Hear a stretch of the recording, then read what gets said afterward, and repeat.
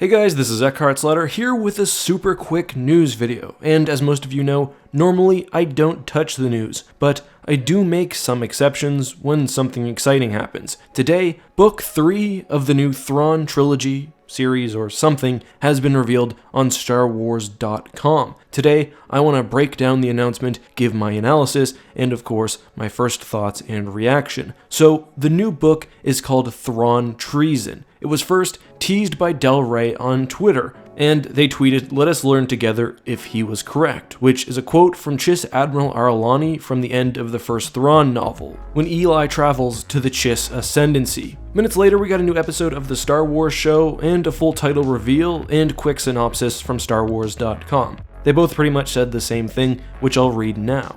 "If I were to serve the Empire, you would command my allegiance. Such was the promise Grand Admiral Thrawn made to Palpatine in their first meeting. Since then, Thrawn has been one of the Empire's most effective instruments, pursuing its enemies to the very edges of the known galaxy. But, as keen a weapon as Thrawn has become, the Emperor dreams of something far more destructive. Now, as Thrawn's TIE Defender program is halted in favor of Director Krennic's secret Death Star project, he realizes that the balance of power in the Empire is measured by more than just military acumen or tactical efficiency. Even the greatest intellect can hardly compete with the power to annihilate entire planets. As Thrawn works to secure his place in the Imperial hierarchy, his former protege, Eli Vanto, returns with a dire warning about Thrawn's homeworld. Thrawn's mastery of strategy must guide him through an impossible choice: duty to the Chiss Ascendancy or fealty to the Empire he has sworn to serve, even if the right choice means committing treason." So a few key points here. We know that the book starts, or at least takes place somewhat, as Thrawn's TIE Defender program is neutered. This took place in the latter half of Star Wars Rebels Season 4.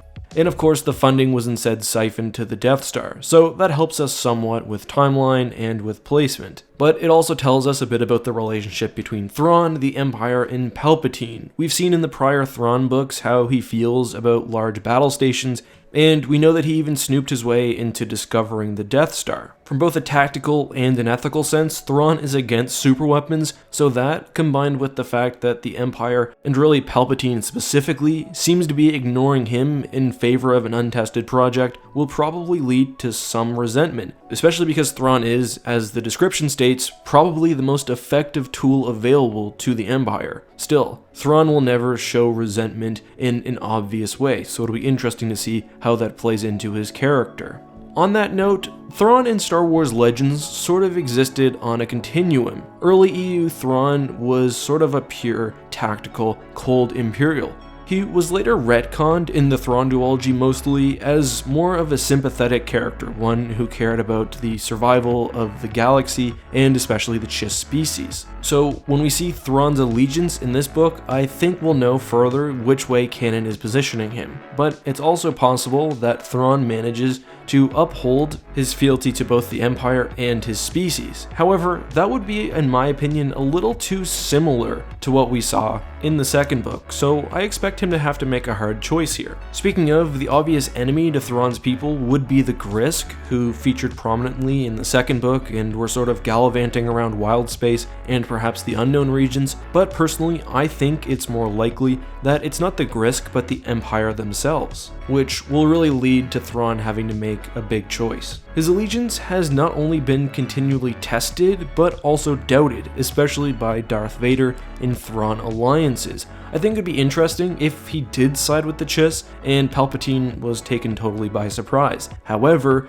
this most likely takes place, almost certainly takes place, before the finale of Star Wars Rebels Season 4, and he's obviously still in Imperial service at that point. So we'll see. However, I think that this is probably only the beginning of the plot that the book will introduce. The first two Thrawn stories have been almost inconsequential. You know, there's been a plot, and an interesting plot, there's been world building and character building, but nothing major has happened. I don't think the galaxy has been moved in a substantial way, unlike, say, the other THRAWN trilogy from Star Wars Legends. I think with Book 3, unless this trilogy is meant to serve as backstory, we'll see the beginnings or a plot thread that will be continued, most likely in later novels. And it's my guess that this book itself either has post-Rebels chapters, or the next THRAWN book will be in its entirety after Star Wars Rebels. It's also possible that this book has flash forwards, Thrones. We know with the second book that time was spent in both the prequel and the Imperial era.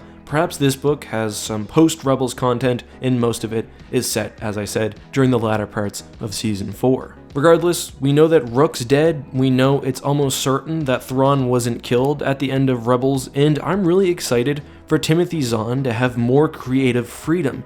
Previously, the story he could tell was limited by necessity, because he couldn't do anything to Thrawn that Star Wars Rebels couldn't contradict later. However, now, with a sort of big gap in time, Zahn can perhaps map out his own future for the character. And this is the first time that we've had a Thrawn book where his future isn't certain. Again, this book itself will start a new plot point, or I think it's perhaps the launching off for a new series. Other than that, I'm super excited for the return of Krennic, who is almost like the polar opposite of Thrawn. He's got super high ambitions and political aspirations, but not a lot of actual skill.